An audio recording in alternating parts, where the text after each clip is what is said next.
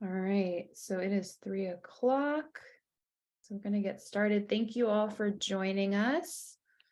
I'm sure people will be trickling in. But thank you everyone for joining us. And I'm just gonna basically, we're gonna start with an opening prayer from Keone.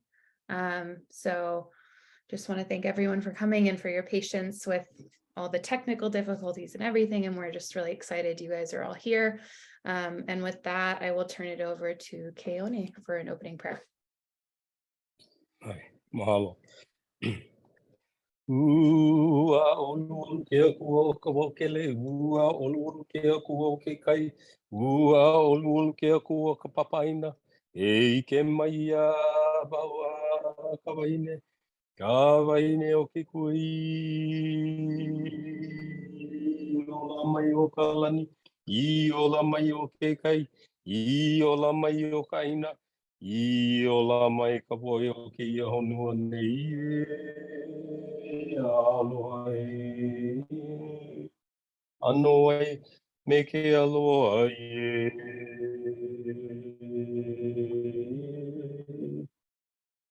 Mahalo. Thank you. And now I'll turn it over to Kunak, our moderator. Hello. Rihanna, wanga kunak sinosora mirunga, sinosora mirunga inupiarunga, Rihanna kaikavsi, bagalerivsi. Welcome, Rihanna, for coming today. I'm Kunak, and I wanted to welcome everybody to this webinar, our first introductory webinar to IAAM, the Indigenous Association of Ancestral Markings.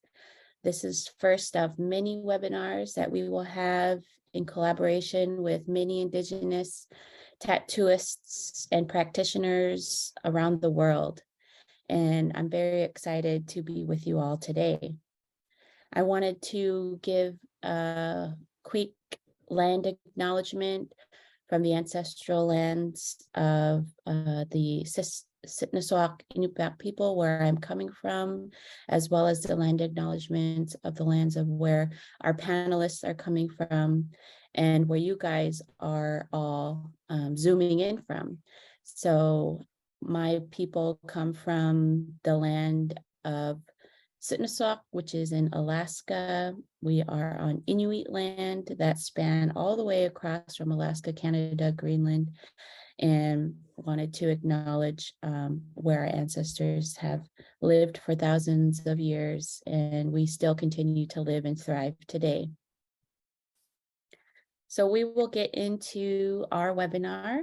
We have our technical queen, Whitney, here, who will be going through the slides, and we'll go into all of the panelists' presentations today. Before we get into it, we just want to acknowledge some support and funders. We have the Culture Conservancy Maino Nibi Fund, and we also are in partnership with Kua'anai Associates. So we have a lot of people who are supporting us, and hopefully we'll get a few more within the next few years. So just real quick, we want to have a few things to bring up. So we want questions from you guys. So we have a Q&A function on the chat tab. You're more than welcome to ask questions at any time. They could be specific to a practitioner, or they could be general, and we'll answer them as we go, or we'll answer them at the end of our presentations, all of the panelists' presentations. And then we'll have a survey at the end to allow us some feedback of the webinar so we can improve. And also, we want feedback to see what type of webinars we will hold in the future. So if there's a lot of interest in any particular subject that you want practitioners to speak about, that's your time to give us the feedback. So thank you so much. we really are appreciative of this collective that we've created. It's really something where we've seen a need as Indigenous practitioners and tattooists to come together as people who want to encourage and continue with this revitalization effort of our traditional tattoos. And so we recognize that there was different challenges, whether it be cultural appropriation or just bringing back ceremony in a healthy way. So we really wanted to capture that. And so we have a group of people that came together and really wanted to aim to protect, to perpetuate, and to revitalize our ancestral knowledge of Indigenous tattooing.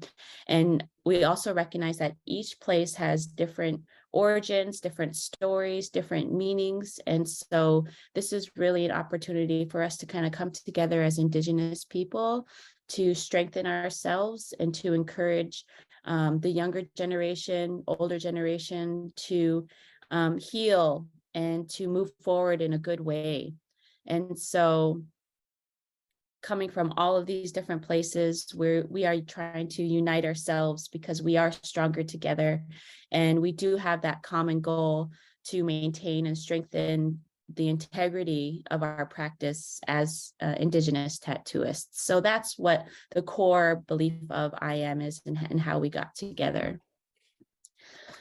Now, just real quickly before we get into it, if you guys are interested, we wanted to go ahead and share a little bit of our website. So I will, I'll share the website and then I'll do this. No, you're fine. So I'm just gonna go ahead and share the website really quickly. Yeah, okay, I'm gonna share. So if you go to the kuainaassociates.com homepage, you will see on the top right tab, there is the IAAM tab, and you could go and click onto that. And IAAM is the link here. And on here, it talks about about us, where you can find us. You can see we have Instagram, Facebook, and YouTube. You're more than welcome to follow us, especially if you want to keep updated on any future webinars. These are all of our founders that we have for IAAM, and we encourage you to take a look at each one of the founders. There are links to their bios. They have links to their social media handles if you want to follow anyone in particular. And then in there also, there is a tattoo guide about approaching Indigenous tattooing. If you are interested in getting tattoos yourself, we have some verbiage for that. Any news, anything that's going on, you can go on to there to see what's happening. If you'd like to donate to IAAM so that we can continue doing these types of webinars, and maybe even an Indigenous tattoo gathering in the future, that would be an opportunity for you to donate to the cause. And then if you have any questions, if you have any particular questions, the email is right here as well. So this is a resource for you as people who would like to know more about IAAM and what we are doing.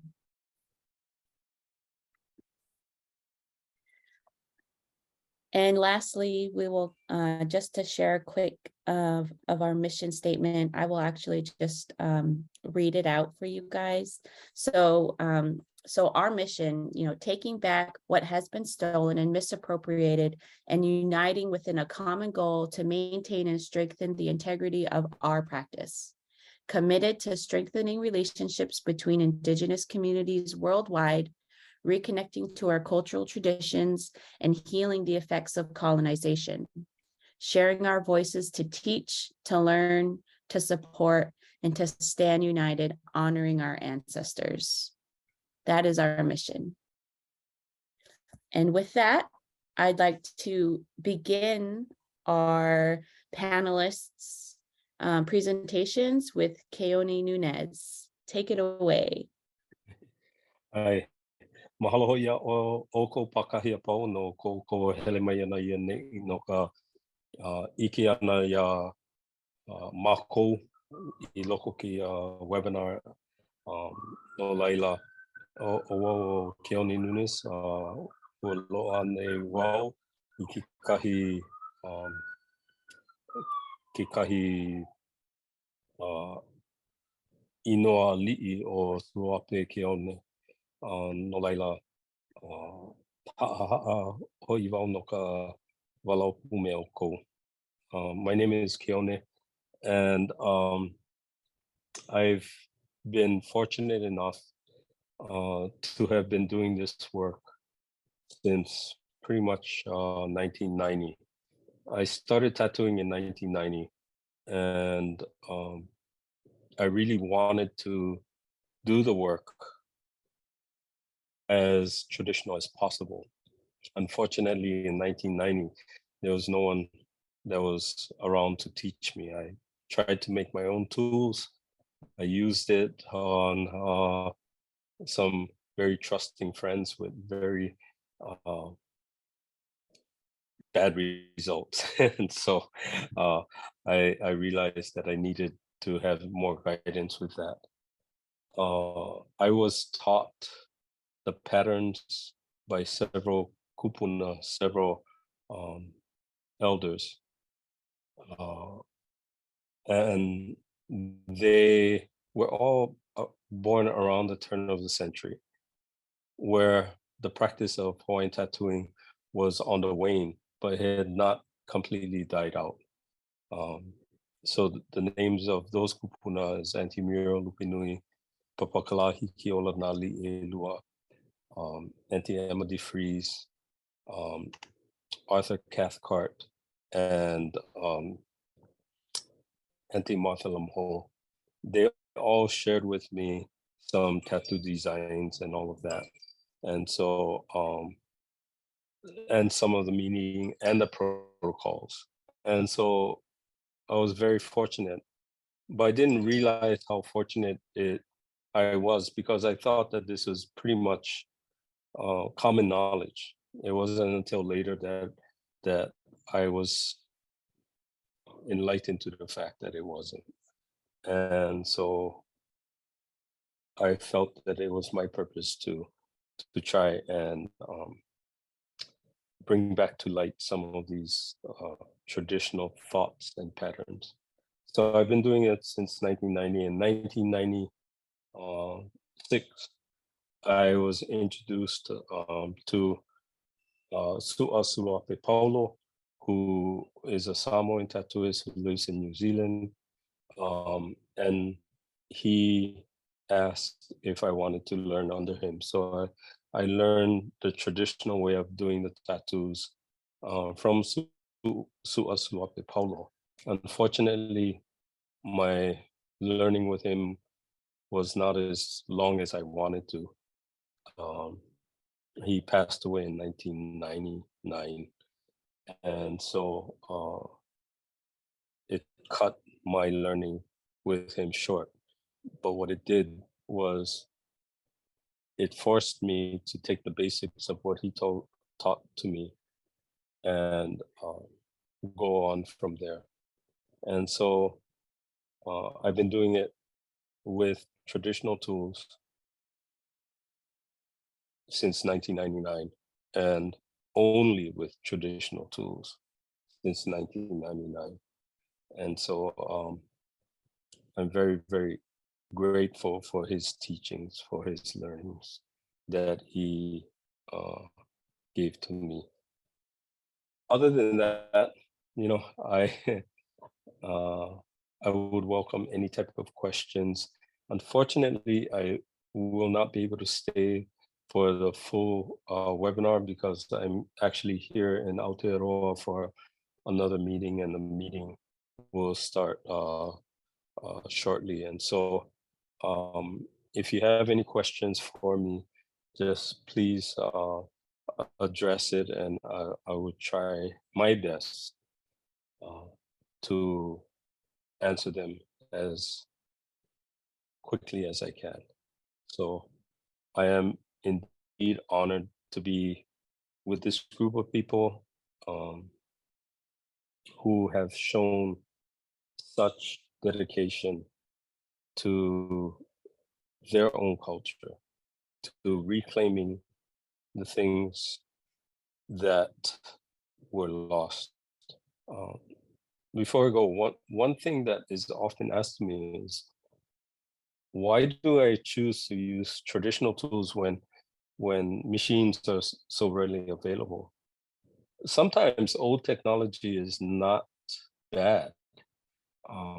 In fact, there's so much misnomers about traditional tattooing that it hurts a lot, that it takes a long time.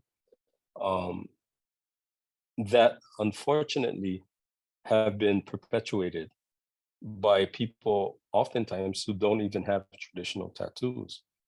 In the right hands, the traditional tools hurt less and is way faster than a machine, at least for the type of tattoos that I do. And so I think it's important to start tearing down these misconceptions, so that people have a real true idea of some of the brilliance of the people of old. And hopefully through IAAM, we'll be able to share this on a platform that is not just limited to one cultural group, but to whoever is interested. So mahalo for that. Mahalo ho'i au kou, kalamai ho'i, pono wau e hele I kahi halawa ia'e. So thank you so much. And unfortunately, I have to leave you at this point. So thank you. Thank you, Quinak.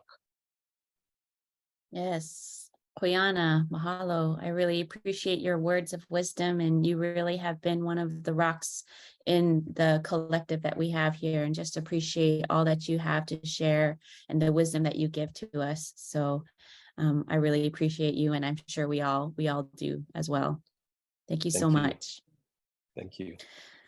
So I was so excited for this webinar. I forgot to mention. So we have 5 panelists, and I just wanted to mention the order really quickly before we get into the next one. So we have Keone Nunez, who was the first one who went, and then up next we'll have Heidi Harper Lucero, and then after her we'll have Julia Gray, and then after her we'll have Teirao Liao, and then myself will be the last of the panelists. So I just want to say a quick Koyana Buck, thank you so much, panelists, for coming and taking time out of your busy days to present to us about the tattooing practice that you have and that you do currently today. So thank you so much for joining us. So I would like to welcome Heidi. You have the floor. Thank you. Miu yam notung Heidi Lucero yaka ahashamayangoish pimotsun aloni. Hello everyone, my name is Heidi Lucero. I am a member of the Juaneño Band and Mission Indians Ahashaman Nation, and I am also a descendant of the Mutsun Ohlone tribes here in California. I came into tattooing as a practitioner after I received my tattoo and realized that there were hardly any people in California, Native people, that were actually tattooing. It was a practice. I'm actually going to share my screen.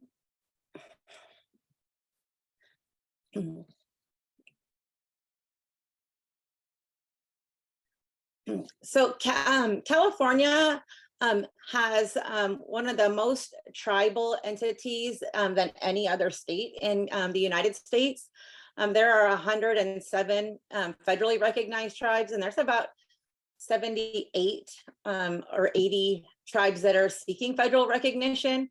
And all of these tribes had a tattooing practice that was lost during the several waves of genocide that went through California. So bringing back this practice has been really hard because we don't have any practitioners left. we have been training some, and we have some evidence, some ethnographic evidence of the practices, but we're missing big chunks of information, specifically the ceremonies that went with it. And I think that that was is the hardest part of trying to get it back, is the ceremony. And I think that's what brings me to things like the collective of IAAM, is because we're all in the process of trying to revive not only the physical markings, but the ceremonial and spiritual aspect that goes with it. So in 2019, I was working on my master's thesis, and I reached out to El Fesden from Spiritual Journey Tattoo. And he is the one that had given me my tattoo, and he had done it traditionally. And I reached out to him to ask him if he would consider training some California Indian women to tattoo. And he said, yeah, absolutely. So there was a group of us that got together, 5 California Indian women, and we had gotten together to learn how to hand poke tattoo, so that we could bring that information back to our communities.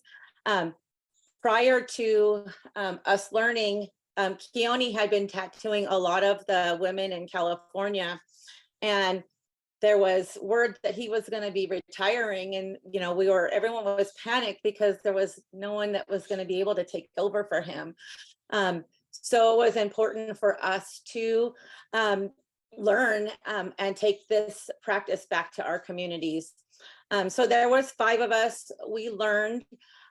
There is a lot of ethnographic information about what they look like. There are some early photos by Edward Curtis. There are some hand drawings that were done by other ethnographers. Some of them are very simple. Some of them are very ornate. Some of them are not just on women, on men as well. And so we were wanting to bring this back to our community. And that is exactly what we did.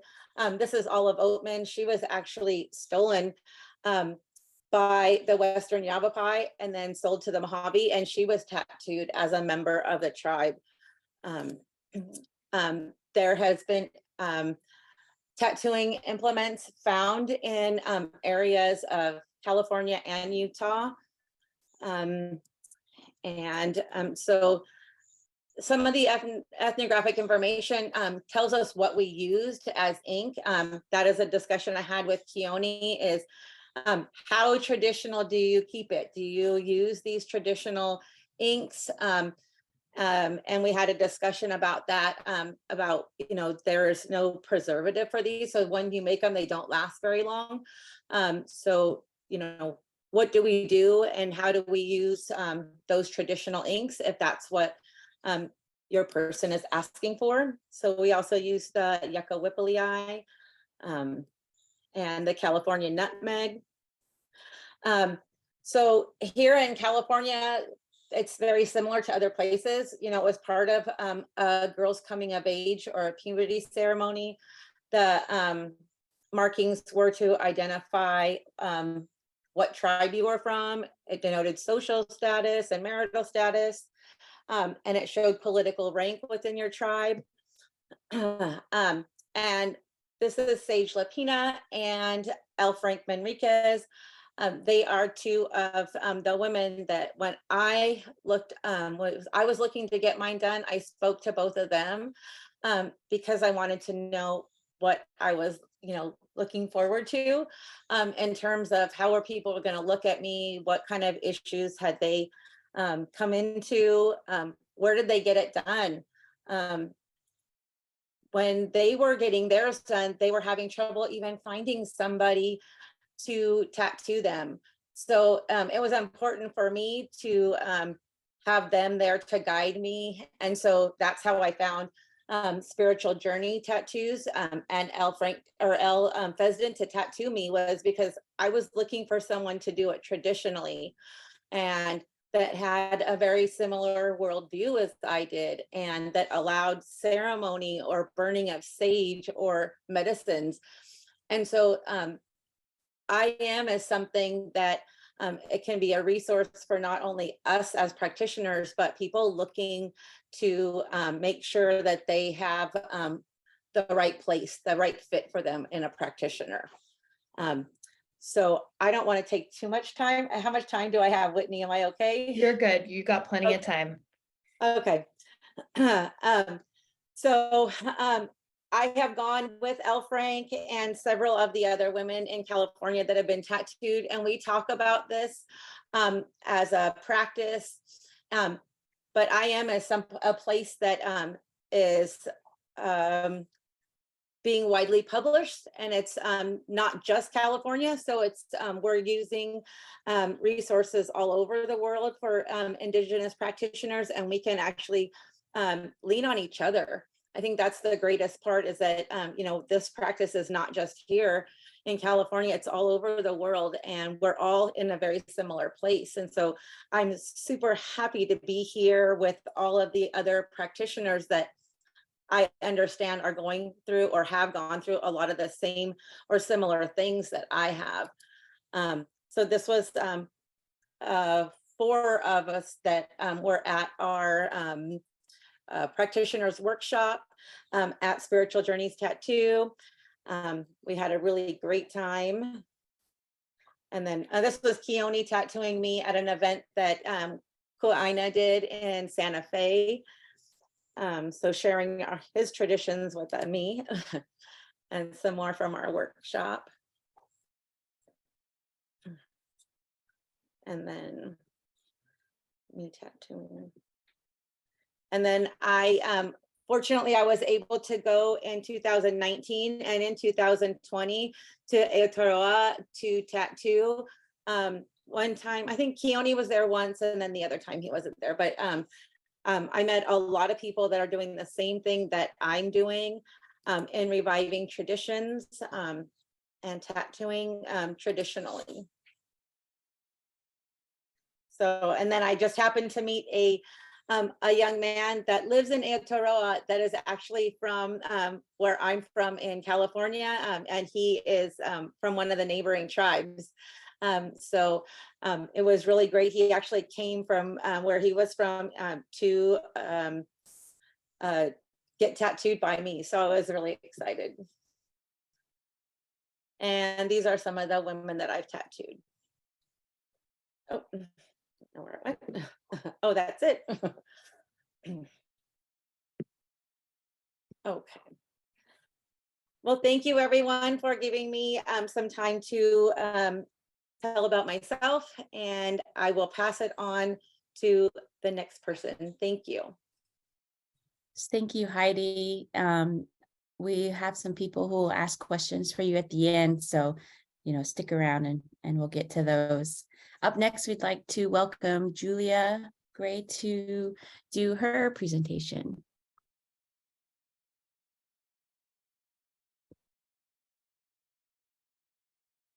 You are on mute, Oh, Julia, you're on mute.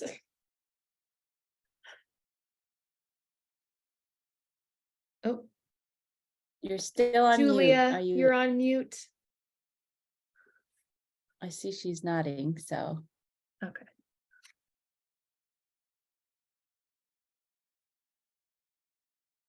Oh, is it okay. I think we're getting there.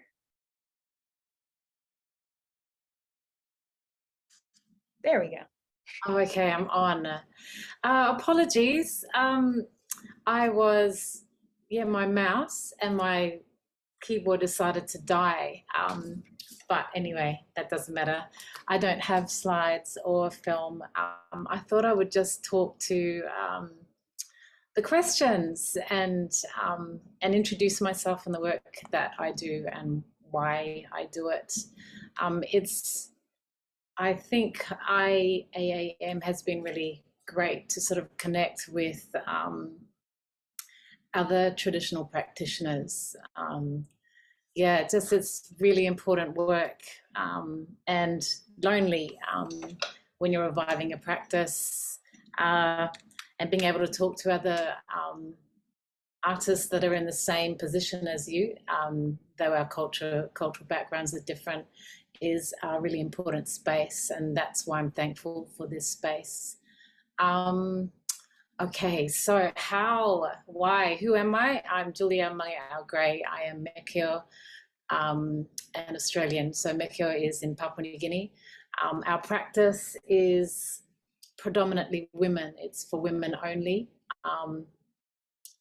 Why are we doing this? Oh, there's so many reasons why, but I was asked this question just a couple of days ago, and I really thought about it clearly in context of me being mixed race, as in Papua New Guinean and Australian, and I realized it really is about wanting to let people know that there is more than one way, and that what we have been told is the wrong way, and has been deemed barbaric or unsanitary, or whatever the words are, or not the way. My whole life has actually been about, no, there is more than one way, and that's been through dance, that's been through performance, my visual artwork, and most recently the marking work. So I call this work skin marking. I reject the word tattooing, mainly because the word tattoo is, it finds its home with the word tatau, which is a Polynesian word.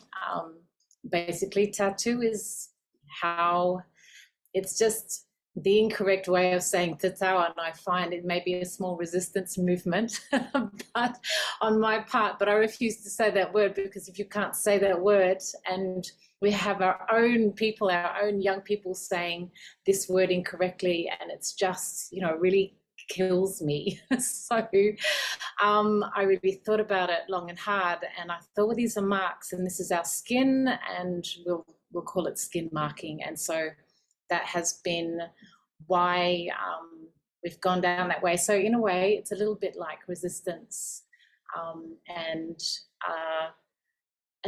teaching people to understand that culture reflects who you are in this moment, in this time, in the way that you choose to live. And so making those choices, those small choices to change words, or to mark your skin, or to, I don't know, look at the world differently, that's not what has been prescribed to us by a dominant culture, is why I do this work, and why my family does this work. And I think what's really key and really important for anybody that's looking at the work that we do, that none of us as individual markers in doing this work do it alone. It's collective. It's always with the people around you. You're talking, it's with the women around us. And I have a really good tendency to just like talk and talk and talk. So I'm going to pull myself back and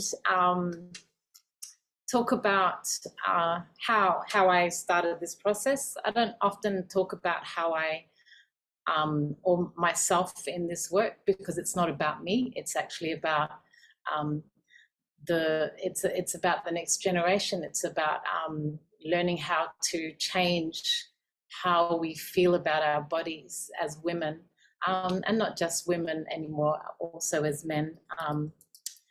So yeah, the work has changed, and the question of what is traditional is really important to think about. I try not to use the word traditional. I kind of like to look at the practice of old to new old. So, how do you take what is an old practice and how do you make it new old? How do you make it reflect who we are in this world today, whilst holding the essence of the reasons of why we did this work in the first place? And most of that stuff comes down to practicality and knowing the environment and what society was like, and then how do we bring that into the future. Yeah, and move it forward.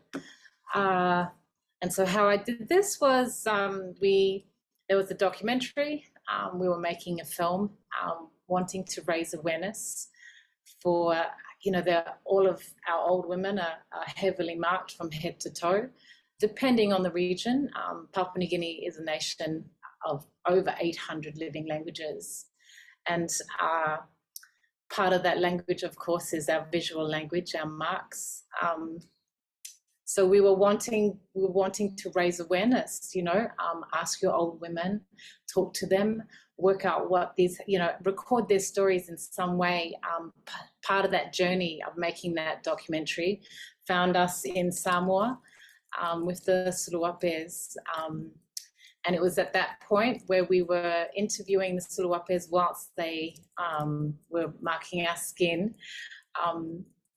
They basically said, there's only one way to bring back this work, and that's to pick up the tools.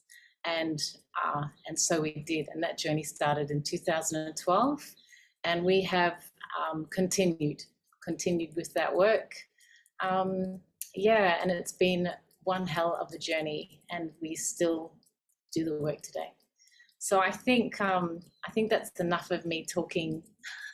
And I'm happy to answer any questions when it's time. So yeah, thank you.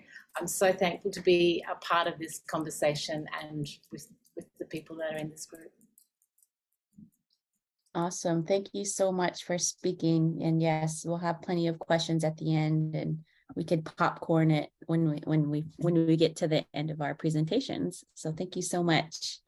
Okay, Terao, your turn is next. Take it away. Okay, hello everyone.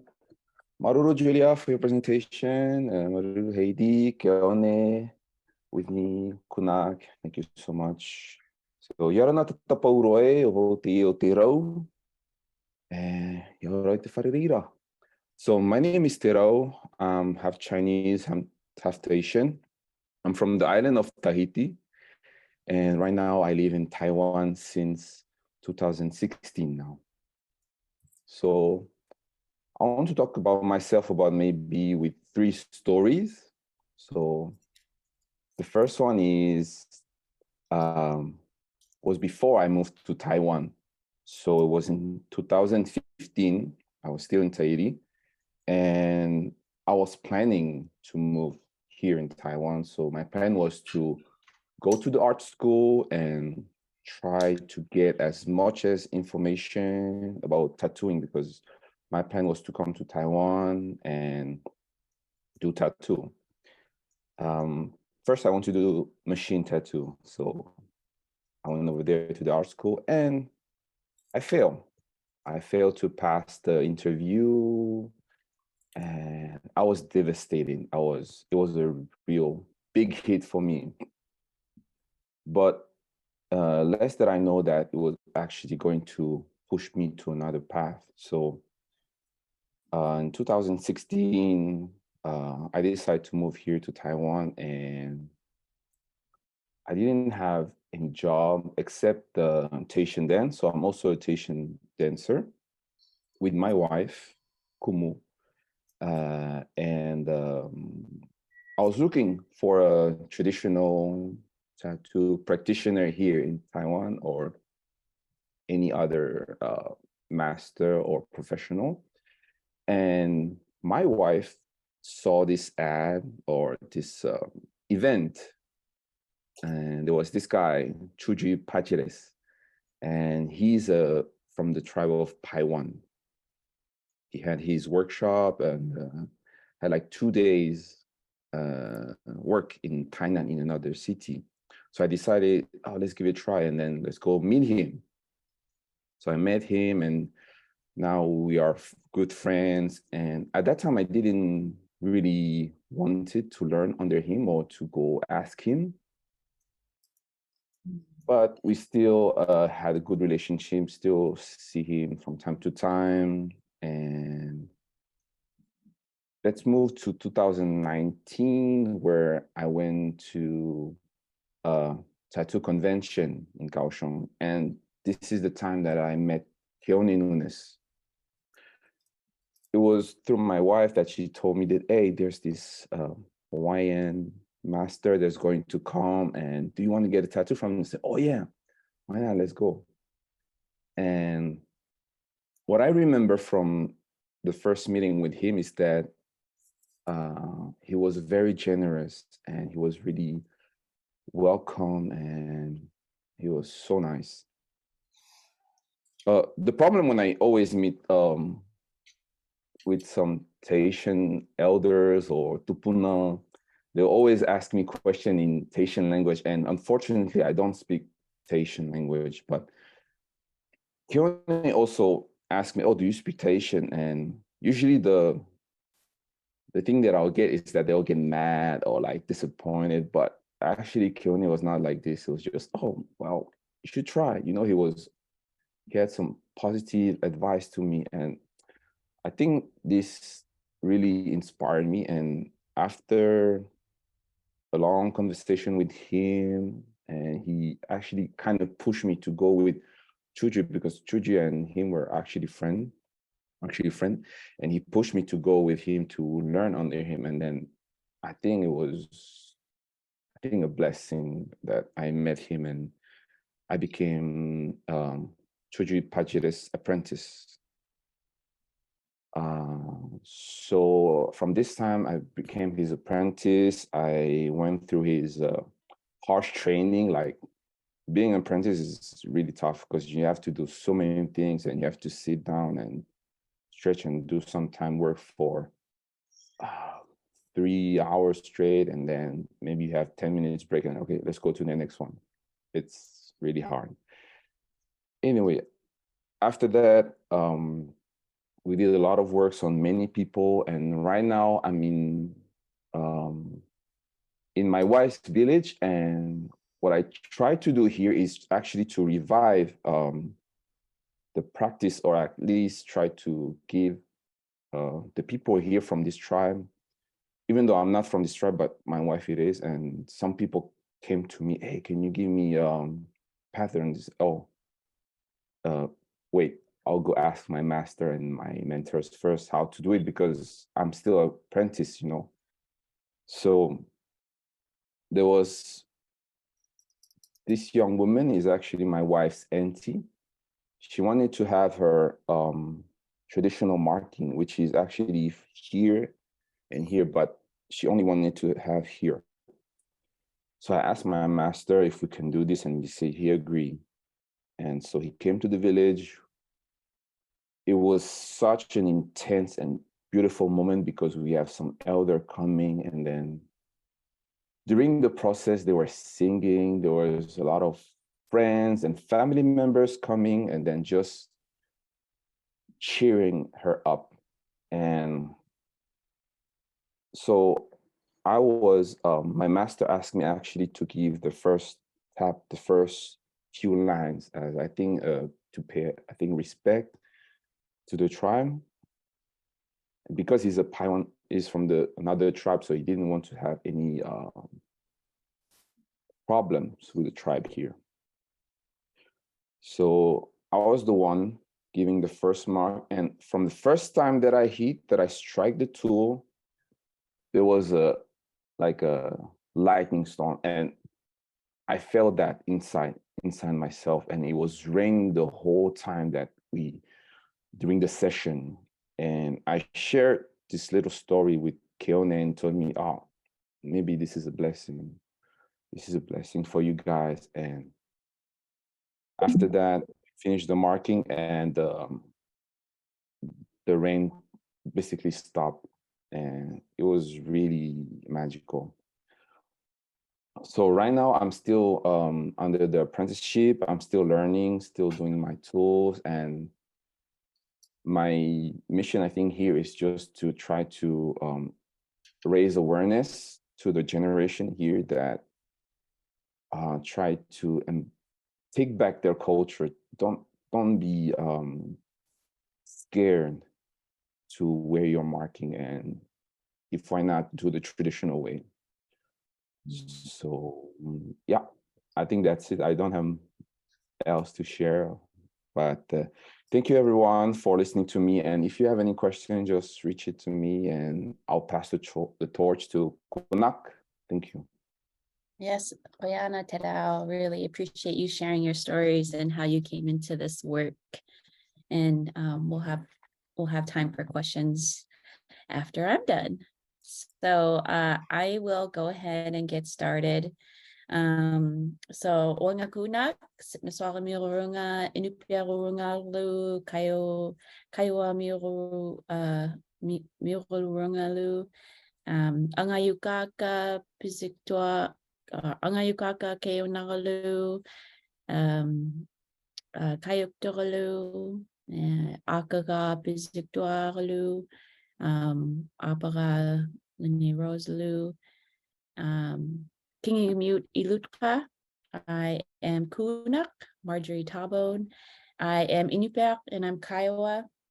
I live in Nome, Alaska. I grew up in Alaska and identify mainly as Inupiaq, which is in the Arctic in Alaska. And I have my family ancestry comes from Wales, which is in the westernmost tip of the contiguous United States and here in Alaska. And I'm really honored to be here today to present to you a little bit about what I know about Inuit kakinit. Kakinit is our word for tattooing. And we have many different words for kakinit depending on where it is on the body. And I encourage those who want to learn more about Inuit kakinit is to look up those words and use them as much as you can. Just as Julia was mentioning, it's so important to incorporate your language into the work that you do, because it is healing, it is reclaiming, it is bringing back something that was taken or stolen or shut out for a very long time. I am going to share my screen. I have a short presentation that I want to share. Oops, I try to do live, don't do live. Okay. So I am wanting to talk more in depth about kind of how I came into this position as a tattooist, Inuit tattooist who practices kakinit, and as a rites of passage within our younger generation and older generation. I really hope that we continue this in a good way. And so my journey is still, it's still in progress. And so what I want to share is just how I came to it, what I'm working on currently, and how I can encourage and uplift others who would like to continue this knowledge as a tattooist themselves or a holder or wearer of the markings. So I mentioned before, my family comes from Gingimute, which is Wales. My ancestors are these beautiful women. The one on the right is my great-great-grandmother. And the person she is carrying, her amaking on her back, is my namesake, whom I'm named after. She's Tungunak. Tungunak is our correct way to say our last name. Tungunak is the English word, our Englishized word, or how to pronounce our last name. And I remember growing up seeing this picture, because this picture in particular was hung up at the elementary school where I grew up. And I remember seeing the tattoos on this woman. And at the time, I didn't know she was my direct ancestor.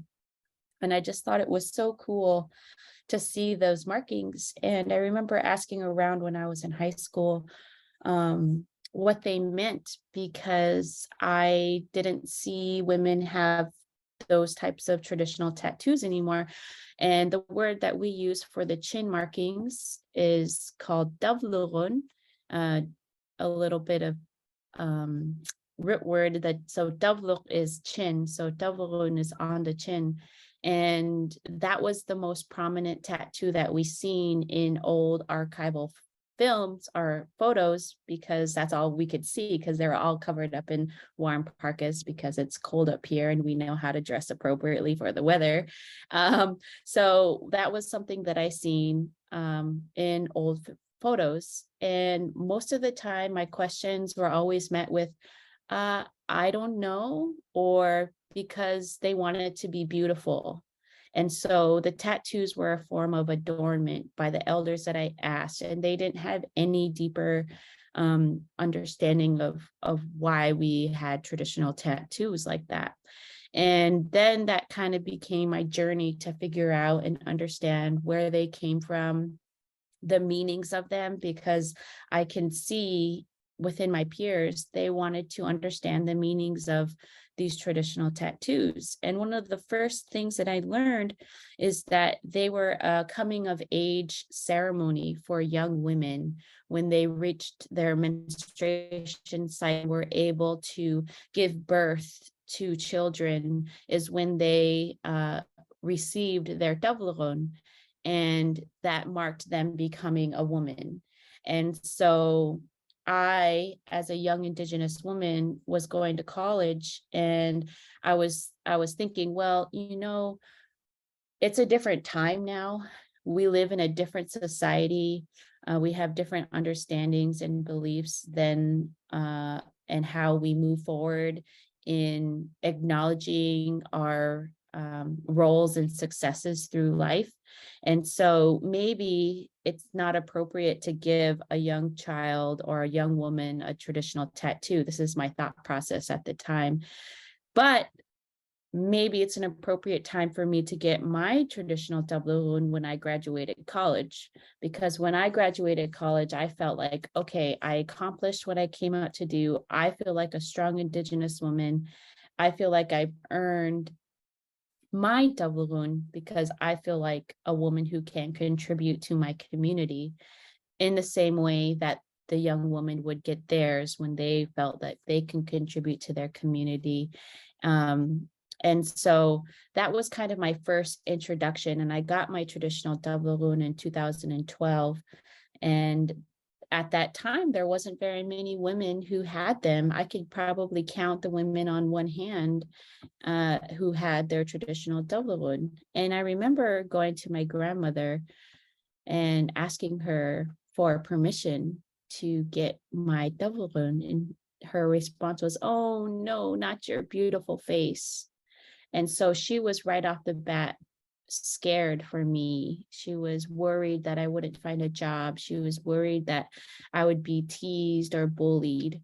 And she didn't agree with me to get it.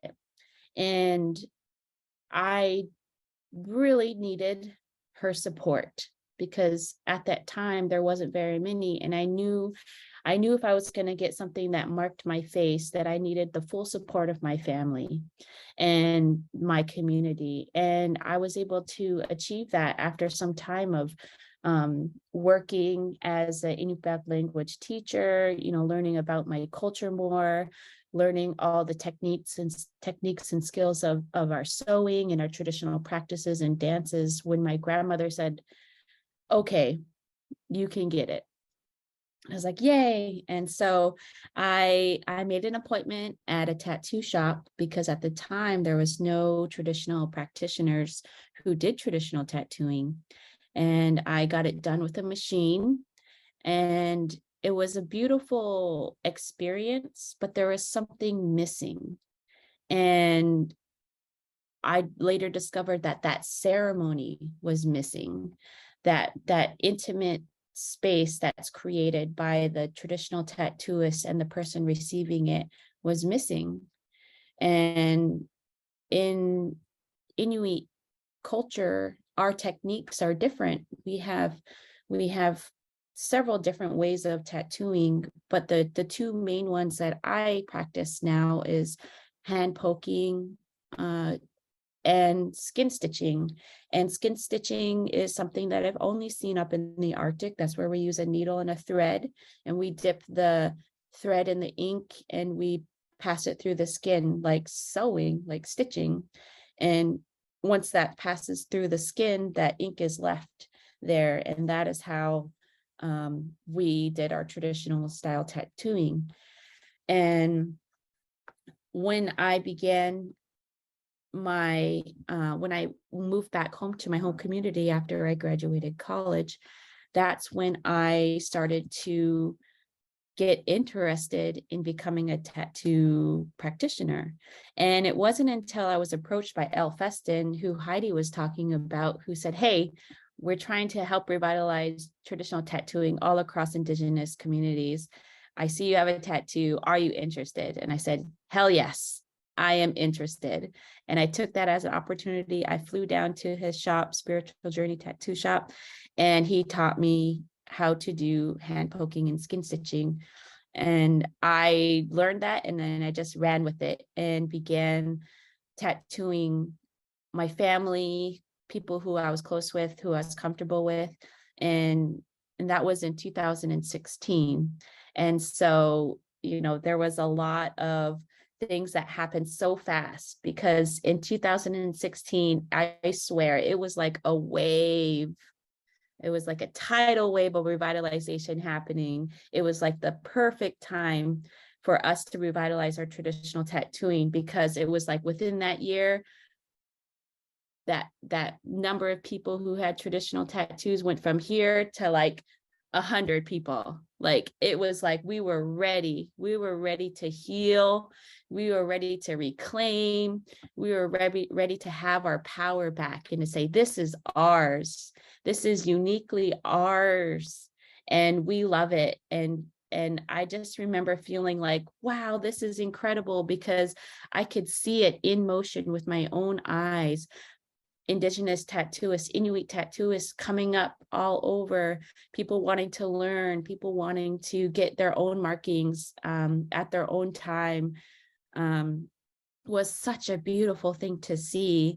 And we have, in Alaska, we have many different tribes with different types of styles of tattooing, body modifications, piercings, labres, all those kinds of things. And tattooing was something that I really was interested in learning more about. And you could see these are the King Island women are on the left of your screen, and you could see the tattoos on their arms. We had very elaborate and beautiful tattoos. And oftentimes they are a rites of passage, coming of age. It could be a signifier of what your family is known for. So if your family is known for building kayaks, for example, you may get a tattoo that represents that. We have tattoos that help with healing, whether it be through even like physical pain, or if you feel like you are being attacked on the spiritual level, there are tattoos for that. There's tattoos that are meant for the next generation to put in good energy for that, through the birthing tattoos that we hold. We have tattoos that help with fertility. We have tattoos that help with allowing spirits to be protected by negative spirits and energy. So there is a lot of things that I began to learn as a tattooist. And I'm currently in a master's program right now in Indigenous Studies, and my project is on Inuit tattooing and understanding where they come from, the meanings, and how it's adapted in today's life. Because like I said before, we live a different lifestyle than our ancestors did. And so my goal is to learn as much as I can about the origin stories, how things came to be, not just about tattoos, but about everything, about how we came to be as humans, about the spirit of the sea, the spirit of the Nuna, the land, and understanding that, because everything is very interconnected, and we have this holistic mindset that we can't just learn about one particular thing. We have to learn all the things to be able to have a better, deeper understanding of where we come from, so that we, living in this current society that's so fast-paced, full of technology, can adapt to better our healing and our wellness and well-being. And so one of the things that I had to do was, of course, heal my own trauma. And I'm still continuing to heal through my trauma from historic trauma. But also realize that I am also a practitioner now. I have responsibility to provide a ceremony for these women, and I tattoo mainly women. I also tattoo men, to provide a ceremony of healing for them. It's not about me as the practitioner. I'm the conduit. I'm that middle person for them to go through their healing.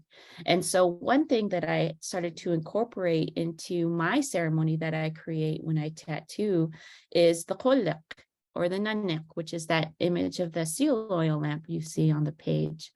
And the kolak was the center of the home a long time ago. It provided not only light, it provided heat. It allowed us to have heat for cooking. It allowed us to dry our clothing off. It also allowed us to create and collect soot for the ink to do the tattooing. And so the cholek was really one of the essential tools that Inuit women had intended to allow us to live happy and healthy and warm. And so I incorporated lighting the cholek into my ceremony.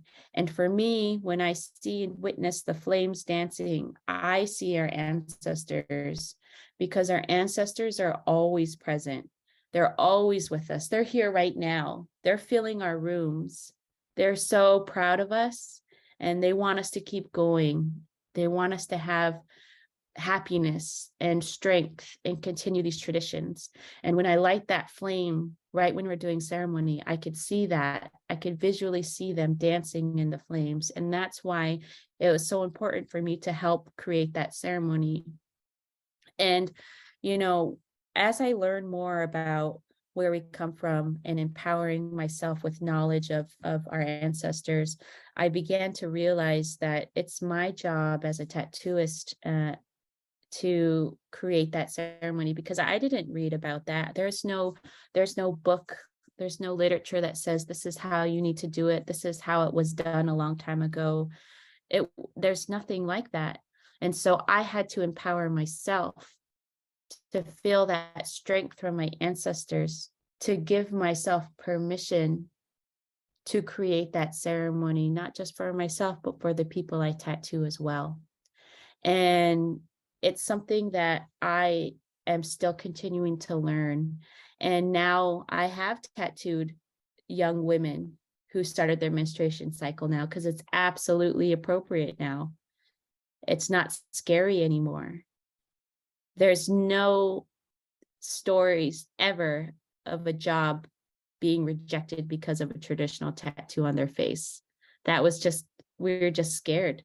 They were just, you know, and so now it's like, we have the power, we have the strength now, we have all of the things that we need to be ourselves and to heal through ceremony and reclaiming our spirituality. And I wanted to acknowledge that my grandmother is on that magazine there. She had me tattoo her chin.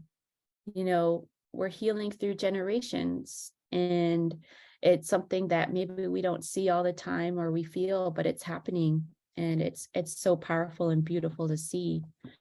And so I've traveled around the world and doing traditional tattooing, creating my own style of tattooing, creating different markings that means different things to different people depending on where they're from.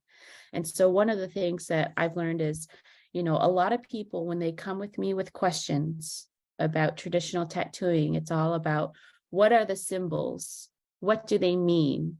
And I think people come to the questions with the utmost respect, because we don't want to be disrespectful. We don't want to misappropriate. We want to be going into this practice in a good way.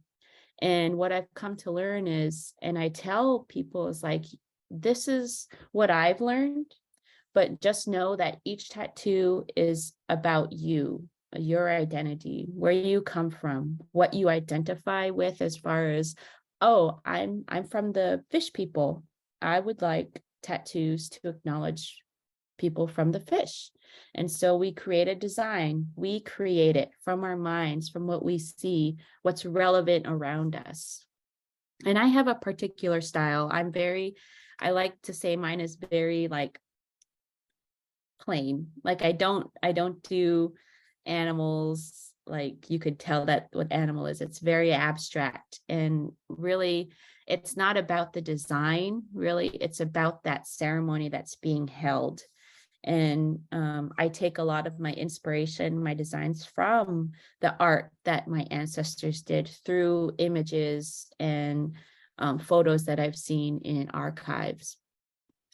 And so, you know, having that ability to empower others in marking is something that I want to be extremely respectful about. And I know that I have a deep responsibility and I'm still continuing to learn. But seeing it is just so powerful and absolutely beautiful. Like, look at these women, just gorgeous. Like, look at our Indigenous women. I just get tingles every time I look at our women. They're just so beautiful. And you could see their power. You could see in their faces, you know, we've reclaimed something that was asleep for over 100 years. We've woken it up and it's never going to sleep again. They can't be taken from us anymore. And I think when it comes to understanding or learning or trying to understand, am I ready for a traditional tattoo? You know, what kind of tattoo do I feel I can have?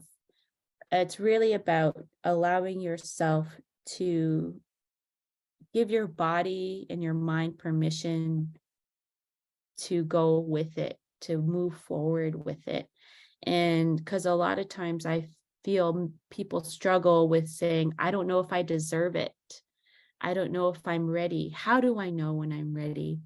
And it's really all up to you and what you decide within your life. Like for me, I told you guys, I felt ready to get my doubloon when I graduated college, when I had a success.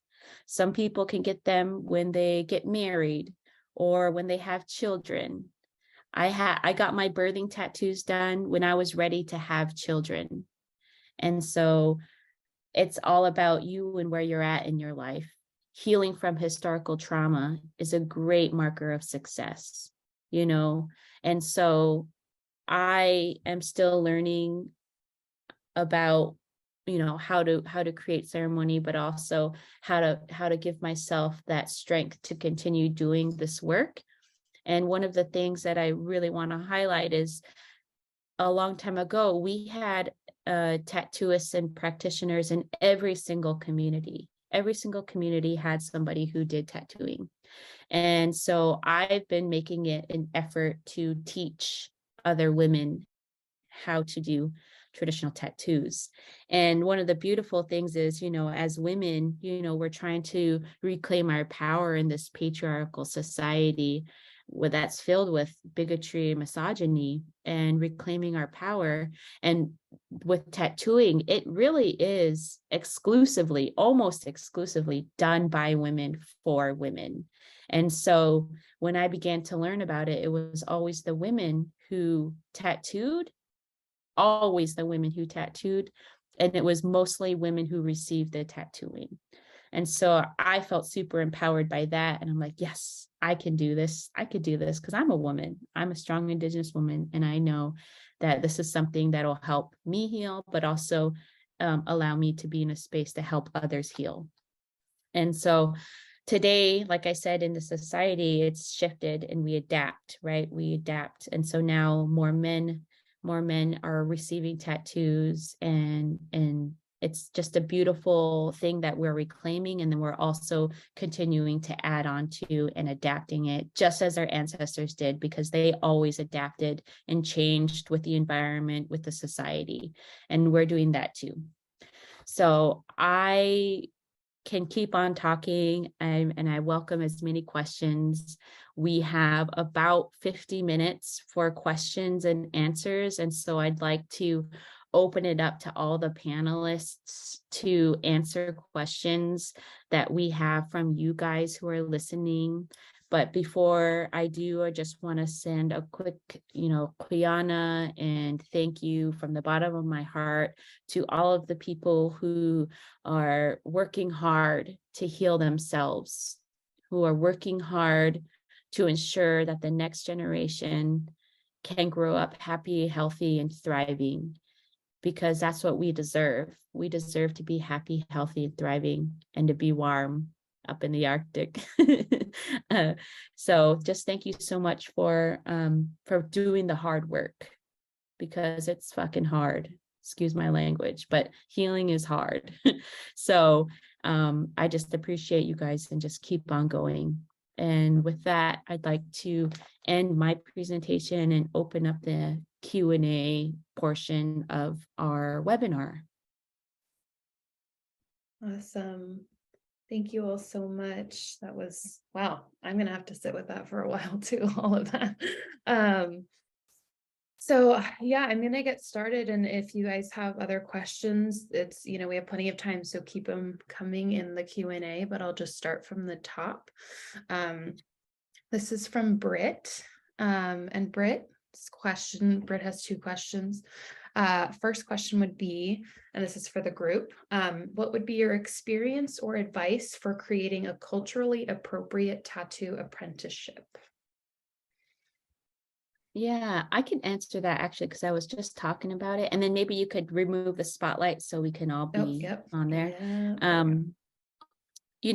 Right now, everybody is going to be a little bit different because we have different backgrounds, we have different beliefs and how we do apprenticeships.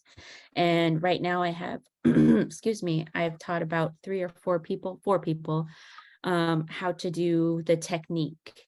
And so there's different parts that we need to ensure happens, right? So we need to make sure that we have the proper safety protocols in place to ensure that we're offering a safe and protected space so that we are doing it in a healthy way and not allowing space for infection. So making sure that we do it safely is really important. And, our ancestors had safety protocols as well. They had certain ways to ensure that they would not get their tattoos infected. They had different protocols, just as we need them too. So safety is number one. Technique is another one. I teach two different techniques, the skin stitching and the hand poking techniques. So I teach them about that. The spirituality component in the ceremony is another one. And so that's where, you are somebody who is providing a service. You are being a healer. You are somebody who provides something to help with that healing with the other person. So you have to recognize that and understand that. And with that comes your safety.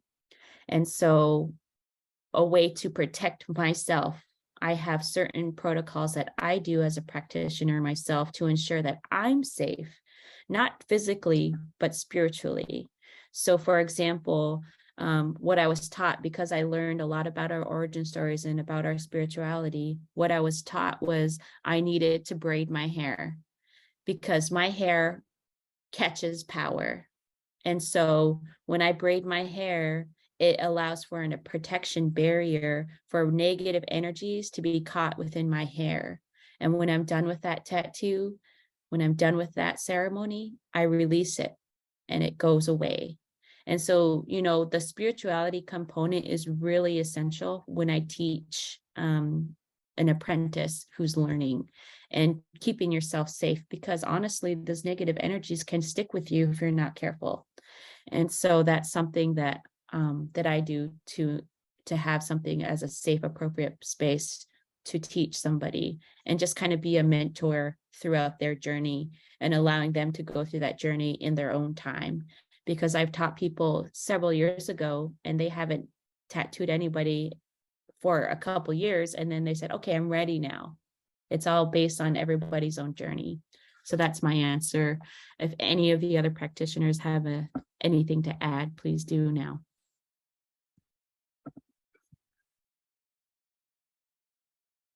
And then if not, we could go on to the next question. All right.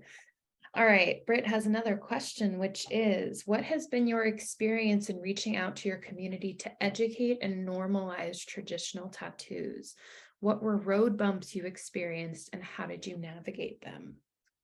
That is also an open question to anyone who would like to answer.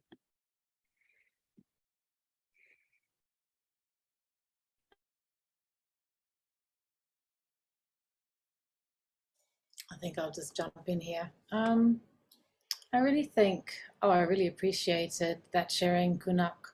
I really think in regards to reaching out and educating your community, boy, that's a lot of work, you know, to put on the individuals that are marking, you know, I don't think it's really our responsibility to educate everyone about the practice. I think we tried, we've done that. We do as much as we can. So, you know, in my own personal experience, we've made our documentaries. We have our conversations where, but it's such a big thing because it's not just about educating. It's not so easily packaged. You actually, it's for us anyway, from my perspective, it's really about how do you, when people are ready to decolonize, when people are ready to actually look at how they choose to live and why, and what is it that's made them move in this path or this path. I think, yeah, maybe I'm reading too much into that. Maybe it's the wrong question, but I think it's for me, it's a individual to individual. So the people that you mark and you work with them, and then their experiences and how they choose to live their lives then affects the people that they interact with. So for me, I've chosen to do one-on-one rather than sort of reaching out into the community. And not to say that we don't, it's just that I don't know, it's not really the way that we approach, because a lot of this knowledge is not to be shared. Some of this is knowledge for ourselves, and we have to be careful with how we share that. And yeah, I don't know, maybe I'm being, no, that's just how I'm being. So that's my answer to that. I have a comment. So I don't normally, I necessarily believe that it's my job to go out and teach the community. But if I'm approached about it, you know, I am willing to explain that what they are and when you get them, and you know, the knowledge that I have about them. In fact, I had to. I usually tell my story about my tattoo when I got mine done, because I had to do a lot of educating my own mother, which is who I get my Indigenous heritage from, is from my mother. She actually stopped speaking to me for 5 years when I got mine done. So I had to educate her, and now she's really open to it. She is educating people about it as well. When we're places and she sees people like staring at them, and you know, even at I work in a hospital, so I think part of her fear was because she was afraid I was going to lose my job. And so she's educated other health professionals, doctors, nurses, about the practice and the importance in healing our communities that the practice is, and that it's not just a tattoo, it's a marking that has a very important representation, and it is part of the healing process for our community. Thank you so much. Does anyone else have any thing to add to that, or I can move on? All right, so we do have a question specifically for Keone, so I will pass that on to him just so everyone is aware. I will get him the questions that you have, so feel free to put them in the chat as well. All right, our next question is from Silas. And this question is for anyone who feels comfortable answering, as it will be different for each tribe and individual. What are ways you currently or hope to intersect two-spirit, trans, queer community and skin marking? For instance, puberty markings or markings specifically for one gender. How do or would you address two-spirit natives requesting these markings? I could answer. Gender is non-binary. In our culture, we have multiple genders, and I see that throughout Indigenous communities. And you know, some people, you know, we're going on our healing journey. We have to unlearn a lot of things too, that society has drilled into us so hard, that there's men and women and that's it, because that's simply not true. And so when I am approached to do what can be thought of as only a woman's tattoo or only a men's tattoo on somebody who is presenting of a different gender, I don't question that. It's like, okay, you know, if you identify as a woman but you are male presenting, then, you know, that's you. That's I can't judge you. I can't tell you who you are. You know, that's your identity. And so I educate as much as I can, but as a practitioner, it's not something that I can push onto somebody else like, oh, no, I can't do that. No, that I don't believe in that. That's not my role. My role is providing that ceremony for healing and educating and trying to give knowledge where I can to specific individuals. But honestly, you know, looking back at my origins, where my answers come from, you know, gender is non-binary. There's so many different genders, and we have history where we know that there's female presenting men and there's male presenting women in our society. It's always been that way.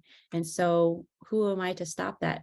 Who am I to change that? That just doesn't make any sense. So you know, I support that. I consider myself an LGBTQIA plus ally, and you know, want to perpetuate that healing in a good way, and those within our community. They're still our community, still our family. Got to uplift you as well. Thank you, Kunak. Anybody else want to add anything to that? Yeah, I'll jump in. I really do think that when people walk through the door and we're looking at marks, we're not looking at how society puts you into a category or defines you. It's how you see yourself. And so with our work, it's where you are in your body at that moment. Our marks are about transition. And so you're looking at the person and not imposing myself as the practitioner or my viewpoints. It's a space that's safe for you to be who you are. Our job as the practitioner to mark your skin is to channel what and who you are, and that's not through some other definition. It's literally in that space and in that time, and the language that happens to be on your skin is who you are. I think though that in Papua New Guinea, sometimes I don't think that the marks really are about your gender, but are more about your role, what it is that you do. And, you know, and society, the world is different today. And so gone are the days where, you know, the women stayed, they gardened, they worked in the village, and the men were on their boats doing what they do. So women practiced the marks.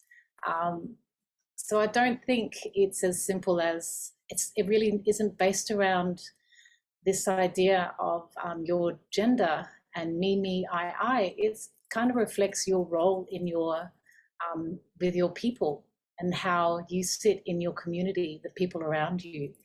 The marks reflect that too. So I think I just think it is who you are in that moment, marking your transitions. And that's the way we work today. Thank you so much, Julia. Anybody else? All right, I will move on. Oh, and this next question is a question for Julia. Question comes from an anonymous attendee, but what got you interested in Fijian tattooing? Specifically, Vaikia? Sorry if I mispronounced yes. that. Oh, good. Vengia, that's from Jeanette Whippy. I did answer her, but the Vengia project started in 2015 with some amazing Fijian women artists. Wanting to rediscover and look at this practice that had been stopped. And so I was a part of that work. I was really honored to be a part of that work. And to sort of go with them to Fiji on their very first trip. They've been numerous times since and done so much work. But my as a Melanesian woman, it's a practice for women. I could see the similarities from Papua New Guinea to Fiji. There were so many similarities to do with placement. So anyway, that's how I got involved with that. And I've been honored to be a part of awakening some of those marks for a lot of Fijian women. And hopefully one day there's a couple that are willing to pick up the tools and are starting their journeys. So Vengia will start for real soon. Thank you so much, Julia. We have another question from Jeanette for all the panelists. Is knowing our native language essential for people who want to be marked in the way of our ancestors? She says, I am taking classes to learn Fijian for 2 years now, and I'm remembering that I really suck at languages, but I'm loving the classes and they're opening my eyes and helping me learn more about the culture I didn't get to grow up in. That is for anyone who would like to share on that. Maybe I can. Oh, you go, Tero. Okay, maybe I can share my thoughts because right now I'm still in the process to learn my language, and I think it really helps me to connect with my community, like to search for other mentors who are from my island, and also here to be in touch with the community of my wife's tribe. So I also took a little bit of the language of my wife's tribe, and it really opens me a little bit about the culture, the history, and also try to connect with some of the elders here, which I think is really great, just to introduce yourself, and also maybe it helps me maybe with what I'm trying to do here, which is trying to help the new generation embody their markings. So I definitely think that knowing our proper native language, or for my situation, the native language here in the community really helps. I think it just makes you feel more yourself, your identity, because of course I'm using English or French, but I still think that in my personal identity, I need to communicate sometimes in Tahitian, and it also makes, I think, some of my family members very proud. Like, I'll share really quick this story. I was talking with my uncle, who most of the time he speaks Tahitian, and when last time I talked to him through Messenger, he was very surprised and very happy that I could answer him in my own native language, and he was really happy. So having these moments, having this feeling really helps me. Yeah, I think that's my answer for this question. I think for me, I might have introduced myself in my native language, but I'm still a language learner as well. But it's really about revival of all of the things that were taken from us, the practice of tattooing itself, but also of our traditions, our ceremonies, our language, and anything else that is traditional practice for us. So learning the language and being able to introduce and say things in your language is just a further commitment to the revival of everything that was taken.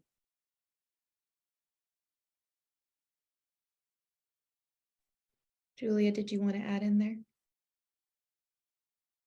Everyone said everything. Okay. All right. Sounds good. All right. Our next question comes from Yari. What are your thoughts on sharing tattoo tradition on non-Indigenous people? And that is for anyone.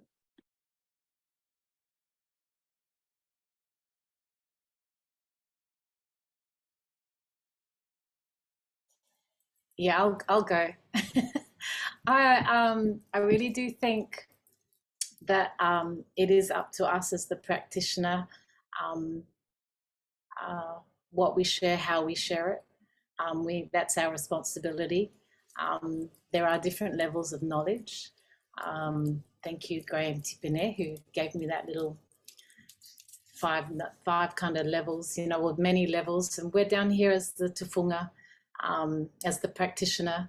And this is kind of like general knowledge, and these are the different levels. And I think when it comes to outsiders, because our work is we choose what and where, when you come through our door, you have to allow yourself to be vulnerable in that space. And I think that works for whatever cultural background you are. But in saying that, we do mark non-Indigenous or non-Papua New Guinean, or but we are careful with what we mark them with. There are designs that don't belong to they belong to different families, or they belong to different cultures. We have permission to use this design for this family, but that's it.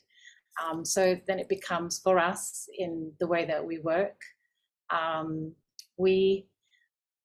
we take those designs and we make them fit who they are in that space on their body.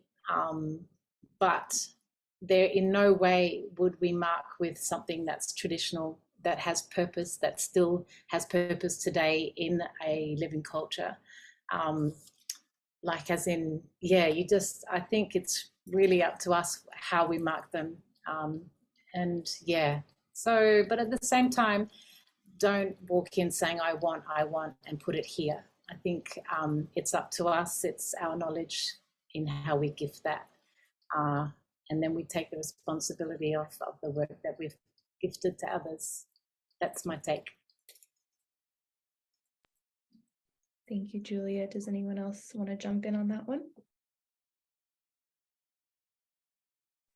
Yeah, I think there was a lot of decolonizing I had to do in my head when I first began tattooing as a practitioner, because I had this idea that I had to look at every single request and take every single request and not filter out, particular people that, maybe weren't ready or whatever. So I had to learn a lot. And so right now, in the work that I do, in the space and the time that I have for other people, I really exclusively tattoo Indigenous women right at this time, because that's what I have time and energy and space for.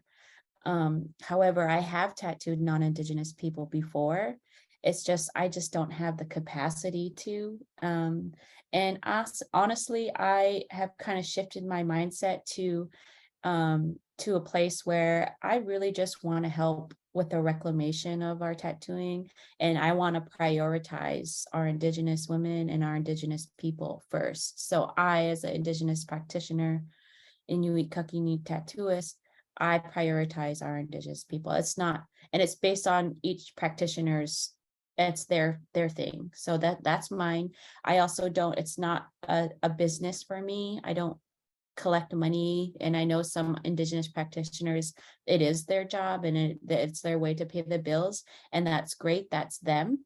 And so for me, the space that I create, what I prioritize is that. And so again, that's an answer for myself. It's not something that is all encompassing of other Indigenous practitioners. So it really is good that you ask that particular tattooist that you have if they are willing and open to tattooing non-Indigenous people. So always ask that question. Thank you so much. All right. We have another question from Britt, who says, as an apprentice, what has been the most helpful to you, and or what do you wish for or want out of your apprenticeship? And that is for anyone. Maybe I can jump on this because I'm still apprentice. So, apprentice, what has been the most helpful to you, and what do you wish for? So I think what was the most helpful from me is the support, not only from my master, of course, but from everyone, like my spouse. She really supports me a lot in what I'm doing, and she understands also what I'm doing. And also from my family, my brother, he's so proud of what I'm doing. And even though my mom, maybe she's a little bit scared of that, or she doesn't really like it, but she still support what I'm doing. So the support. And I wish for our apprentice. Oh, out of your apprenticeship. I think for the second part, maybe I'll leave this to another one. So for myself, I didn't really have an per se apprenticeship. I was very similar to Kunak when I learned from El Fezden. I just took off with it. I think the most important thing was having the support of the other Indigenous practitioners, and now having IAAM here for us to kind of bounce ideas off and, you know, talk to each other about what's going on in our communities, and how to address issues that we have. I think that those are the things that are the most important that I've gotten as of now. I, like Kunak, don't have a business doing traditional tattooing. I have a private studio where either someone comes to my house or I go to them, because a lot of people want to be tattooed in a particular place. So I didn't, it's not a business, and I don't get paid for it. I don't, part of what I do is trying to decolonize this whole process of a monetary exchange for the revival of something. I don't think that that is right to do. Not saying that it's not right for somebody else, but I think that the whole point of not having an apprenticeship was something that, not that I missed anything, but I'm kind of glad that it happened the way that it did, and that I can, I just took off on my own, but have the rest of these traditional practitioners here to bounce ideas off of, and, you know, bring issues to and get together with. Awesome. Thank you guys so much. Anyone else? All right. Let's see. Next question would be from Jaina, who says that she or they have been taught how to hand poke and skin stitch by a few Inuit practitioners, including Kunak. And their question is to anyone is, has anyone been able to use the ashes of loved ones to implement into the tattoo ink? I've been asked twice lately to see if it's possible. Thank you.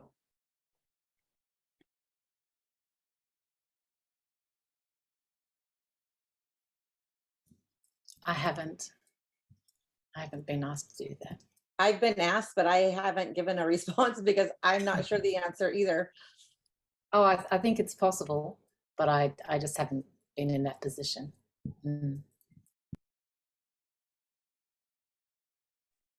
Anyone else? All right. And let's see.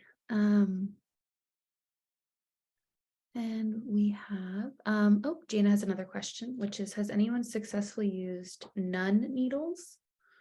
I ask because it's something that Kunak and I marked my hands while overseas, and it ended up in part of the bone staying in my skin, ending in a scary hospital stay and my hand not functioning. I still have the narwhal tusk needle made in Greenland. Thank you. It is supposed to be bone as a typo.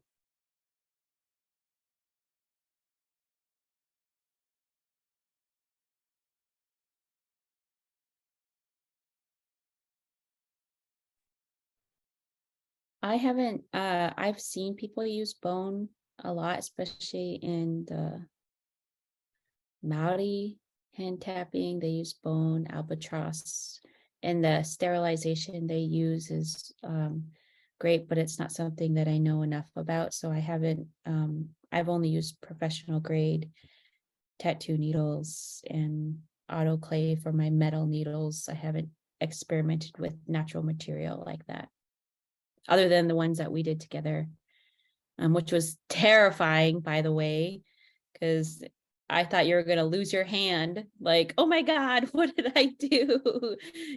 So, it's really scary. And it's probably why I haven't delved into making my own inks, because of how, we have a lot more diseases that we have had a long time ago. Like, things are more susceptible to getting infection now because we have hundreds and thousands of people in one space, or can be touching surfaces all day. And it's just different. It's just scary. So I haven't gone into that, making my own inks or using traditional bone needles or things in that way, because of that fear. One day I do hope to create my own inks, but I'd probably test it on people that on myself.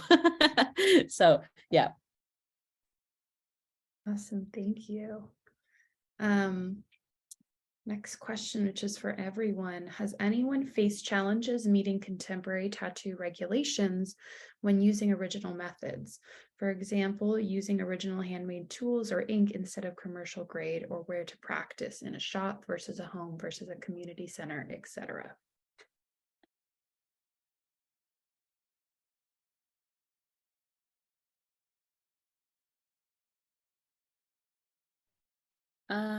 Yeah, when I first began tattooing, there was resistance within the state of Alaska in the licensing. And right now we're at a point of impasse where it's like, you do your thing, just don't publicize it, or don't, there's this, we won't write you up or we won't fine you if you just kind of keep it on the DL, right? So we had to work. There's a few of us indigenous tattooists have been working on a protocol or some type of exemption from the licensing practices that happen in Alaska, because we do things as indigenous practitioners way different than a studio. Like, we're not going to tattoo hundreds of people in one space, every day. It's just different, right? And so, the requirement here is 1,000 hours for piercing. You need 700 hours to do tattooing, under apprenticeship and all of that stuff. And it's just different. And the ceremony is different. So, there was resistance at the beginning, 2016. Now we're bring us to jail then, fine us, we dare you, and then we'll fight back, we're just go for it. I'd like to see you try, because, it's our space, it's our land. How dare you say how we can bring back our tradition and our culture? So at least that's where I'm at. I could go to jail, I don't care, just as long as that I help with the next generation to ensure that we can still do the work that we do in our healing journey. Awesome, thank you. Let's see. All right, we have a question from Crystal. What are feelings and thoughts around the rise of academic literature around tattooing as a trauma healing modality within Indigenous cultures and other cultures? From the view of tattooing as trauma healing modality, what is the feeling around someone outside of an Indigenous culture feeling a tattoo would help in trauma healing? Would that be a form of appropriation?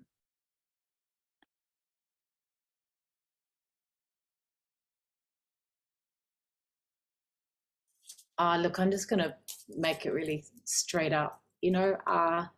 It's up to us how we heal ourselves. And someone walking in through the door and saying, I feel like I'll be healed if I have my mark here. I want that put here. That's for me in the practice that we do. That's someone that thinks individualistically. That's not someone that thinks as a collective understanding the people around them are. It's that for me, that's a straight up no. I wouldn't do that. I don't know. I do understand. I just think that there's real power in coming into a space and not having to think so much, not having to be clouded with your thought, that allowing your body to be in that space, interaction with the people around you. Yeah, I mean, I just look at that question and I wonder, I don't know. For me, if someone was to come in with this much information, I would need to pause and find some quiet. I just feel like this is a way. Is it a form of appropriation? I just think it's I want, I take, I need, give it to me, as opposed to how do you as a practitioner in this space see, is this, what is this? Healing is hard work. Yes, it's fucking hard, as Kunak said. And I don't think it's as easy as if I get this mark put on my face, I'm going to be healed. No, it doesn't work that way. And then this is something else that I'm really passionate about, being labeled as a healer when we're doing this work. We are not the healers. You are the person that wears the marks. You heal yourself. We are here as people that guide and mark the transition in that moment. But the work, the healing work, that's not us, that's you. And as someone that's walking in and asking for a chin tattoo because that will help with my healing, my trauma healing, that's a no from me. Sorry. Thank you, Yeah. Thank you, Julia. Does anyone else want to jump in on that one?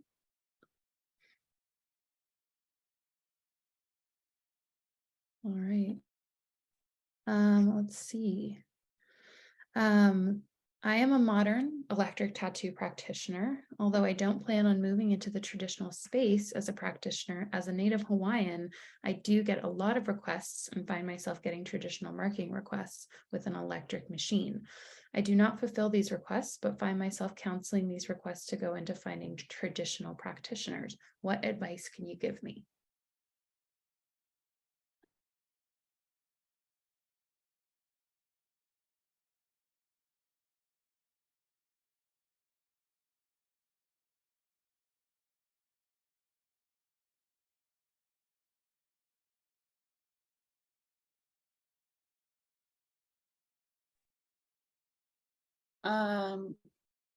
It sounds like what you are doing is what exactly you need to do. I feel like you're on the right path. Like the way that you're asking this question, it sounds like, you're a traditional practitioner, or you're a tattoo practitioner using machine.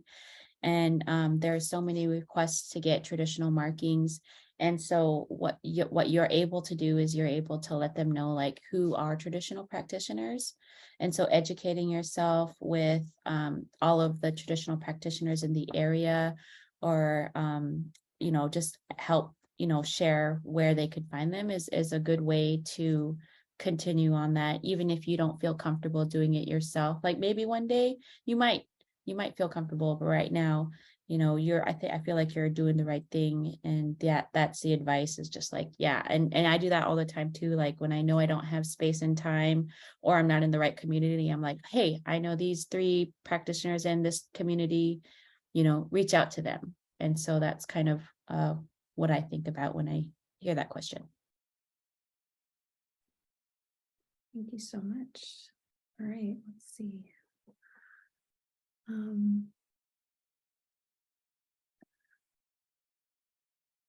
Thank you so much to all of the panelists and organizers. If this is the case, how is your practice shifting and adapting in relation to the environmental changes of climate injustice?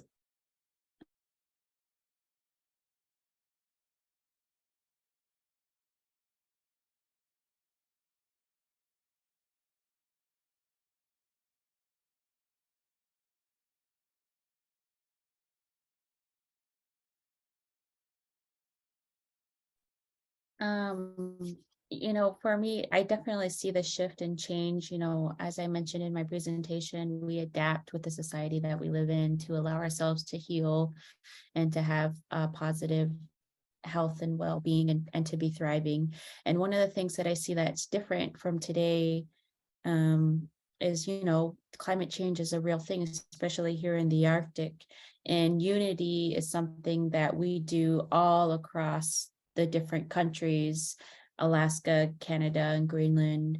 And I see traditional markings that are done throughout all of them as a way of unity, to come together, to acknowledge that, hey, we have Mother Earth here and we need to take care of her. And even across Indian country, or down in the lower 48, I see a particular you know, like the Thunderbird lady tattoo being done as a way to acknowledge water is life, and that unity and that collective together is strengthening our bond, to ensure that we are protecting Mother Earth.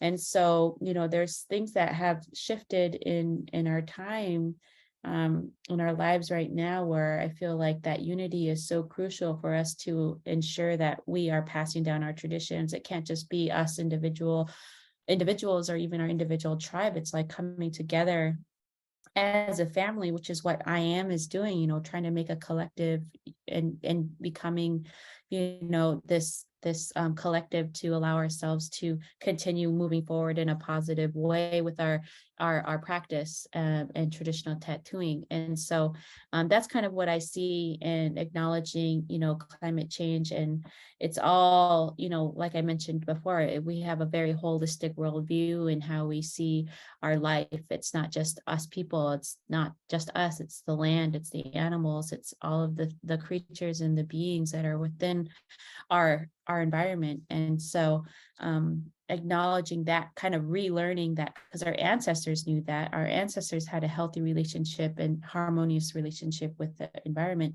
and we're relearning it. It's something we have to unlearn with the society that we kind of grew up in, at least here in Alaska, and then we relearn what our ancestors has known for so long. And so and that's kind of the transition I'm seeing, is now we're unlearning things that are negative, that doesn't help, and we're relearning things that our ancestors had known before us. Thank you. All right, question from Brandon. How can those of us called to do this work best proceed to get ourselves trained when teachers may not be near? And someone said that the best thing we can do is pick up the tools. Where can students find the tools to begin our journey? I think when I started this journey, there are people that mark, but I do remember feeling that it was a very closed off kind of community. I think from someone that's self-taught, but also have been guided by some amazing people, I don't really have any avenues or the ways to go forward. I do know that for myself and my family, you literally have to live with us. So my daughter is the next apprentice, and culturally that's what that's culturally how it would have been in the past, women to women, family, within our families. And so I think it's kind of like I'm reluctant to take on apprentices because it's easy to teach the skill or the technique. But what's more important for me is where you're coming from, like how you think, how you're approaching it as a person, your responsibilities, how you, it's hard to explain. And I think I suppose there are set ways of having, you know, there's apprentices and for established practices, and that's apparent. There's, you know, it's out there. But from personally, just practice on yourself. Go to those people that mark and have those conversations. Be vulnerable, sacrifice. I think that's what you do for anything that you really feel passionate about. And I'm not saying that you haven't. Just, yeah, I don't know, just keep doing it. Just keep going. Somehow you'll find a way. That's all I can advise and put out there. But if you really want it, make it happen. Just, I don't know. But yeah, go for gold. I think here in California, we are, there is talk about doing a workshop, another one, and to learn more of the bloodborne pathogens, you know, how to be safe and some technique. But because I don't have a shop, there's no, you know, way for me to, you know, do some type of apprenticeship. And I'm not in that position to do that anyway. But I think that IAAM, if you guys keep attention to the website, you know, we will probably be posting, you know, if we do have one, we'll be posting it here for that to occur. And we're also, I know that Dion Casas does have a school that he does in Canada. I know that he's not doing it at the moment, but there are other people that are teaching as well. So just stay tuned, and I'm sure there'll be something coming up on the website. Thank you guys. All right, I think we have time for a couple more questions. Let's see. What are your thoughts on Indigenous peoples reconnecting to their culture through traditional tattoos?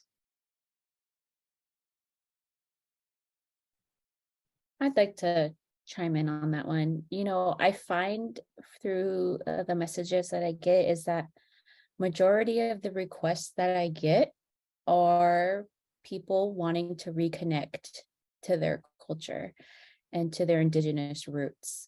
And I thought I found that surprising, mainly because like there's so many women here that are connected that don't feel comfortable getting their traditional tattoos, that don't feel ready.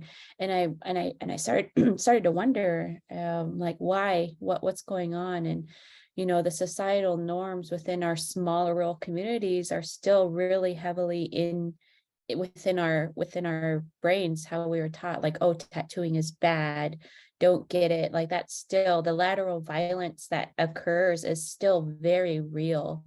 And so within our smaller communities, a lot of women don't feel ready. They don't want to be patronized. They don't want to be bullied by their own family members, which happen very frequently, which is sad and unfortunate. And that's why this work is so important for healing, not just ourselves, but our family, our community. And so I find majority of the messages that I get are people who are living outside of the community who wish to reconnect to their Indigenous roots. And they feel like, okay, I feel like I'm ready to reconnect. And so oftentimes when I get that, I have to meet with them or message them like, okay, why, what's going on? You know, I have to understand where they're coming from, because I don't just tattoo anybody. Like our tattoos are so meaningful. Like they have to have they have to have been working in other ways to reconnect, whether it be learning their languages, learning how to do a traditional technique of sewing or whatever art. They have to be doing it in other ways other than just the markings. So it really is encapsulating all of their efforts. And so that's what I try and do. And if I could help in any way, I try to. But I found that that kind of interesting, that's where most of my requests come from, is people who are outside of the community trying to connect, and seeing that our facial tattoos are one way they could do it basically on the outside. So like, yeah, I'm Inupiaq, you could tell because I have this, right? But it's really about the inner work, the inner healing that trauma, and reconnecting in that way. I can make a comment. So, and I'm gonna pick on Pam Allen because I know she's in the audience. Because she made a comment earlier, is, you know, a lot of the I did a project for my master's thesis about the revival of traditional chin tattooing in California, and I interviewed a lot of the Northern California women. And that is one of the things, is the people in the northern part of California that have their chin tattoos, before they got them, they were committed to their tribe, their community, their culture, their cultural revival. And it wasn't until after there was that very solid commitment that they were getting tattooed. And she made a comment earlier in the Q&A about, you know, having artists in this IAAM collective from Northern California, because their culture, California is a huge state.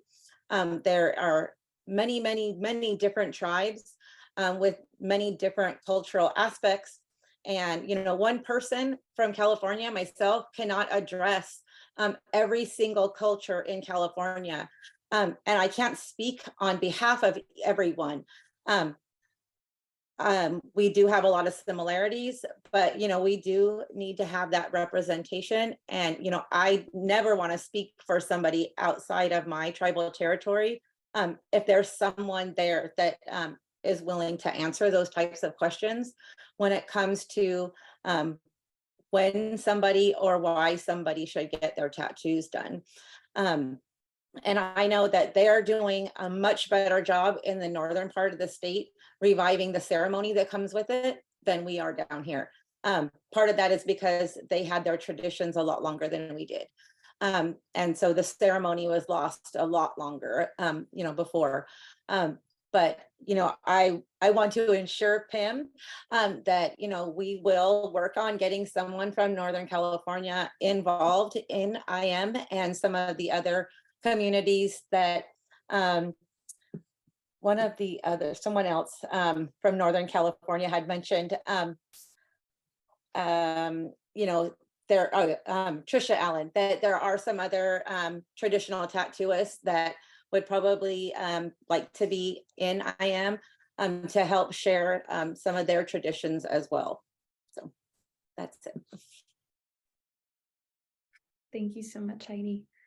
All right, I want to open it to we are at 5 o'clock, so I just want to open it to any closing comments that any of the panelists might have before we wrap up. Is there anything else anyone wants to say?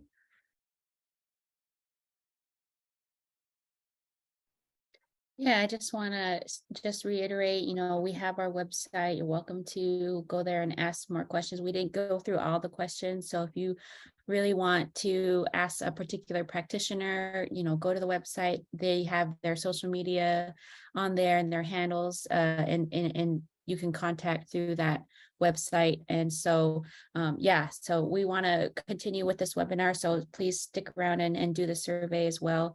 But thank you so much for allowing us to share a little bit about how we came to do this type of work. Yes, thank you guys all so much. And yes, as Kunak said, we're hoping to do future webinars, so stay tuned for that. We're also hoping, you know, to hopefully get some in-person events going at some point. So we appreciate any support that people can offer. And if you would like to, you're also welcome to send us questions over at the IAAM email, and we can forward them to the correct practitioner as well. So never hesitate to reach out about that.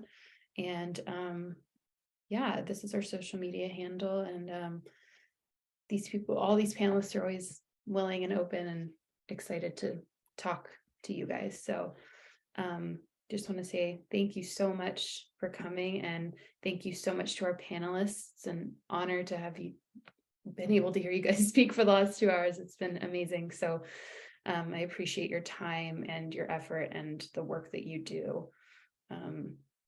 And with that, I will close it unless anybody has any last questions or comments or anything. I think that's it. All right. Thank you everyone for your participation, and we'll see you next time. And a recording of this will be posted on the website as well. So stay tuned for that. Thanks everyone.